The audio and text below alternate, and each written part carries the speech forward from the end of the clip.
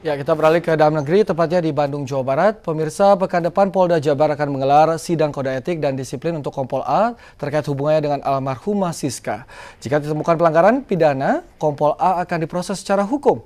Sementara itu, pemirsa, sejumlah kejanggalan ditemukan dalam kasus pembunuhan ini.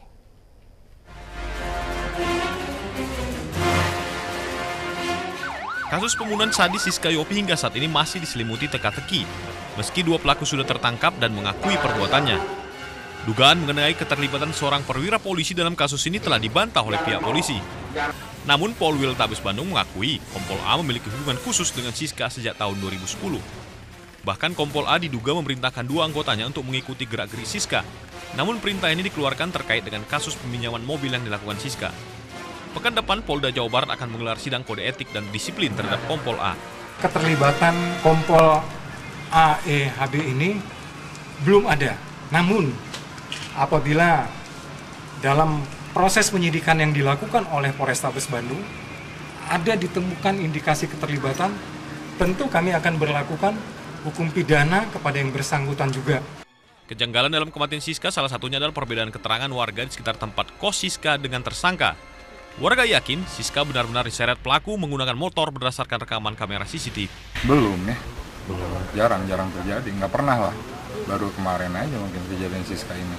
Nggak tahu ya, saya kurang yakin juga ya. Tapi ya nggak tahu, mungkin polisi lebih tahu gitu. Tapi kalau saya kurang yakin. Itu kan katanya bukan diseret karena si rambut korban masuk ke gear itu gimana? Orang ada yang lihat memang itu diseret. Ada saksi yang lihat ini, namanya kalau saya Yati. Dia ngelihat kejadiannya.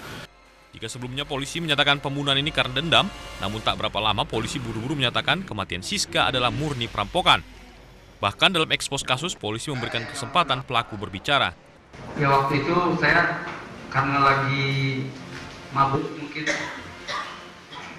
Jadi saya siangnya kamu minum itu? Iya. Baru pertama itu? Baru pertama itu aja, Pak.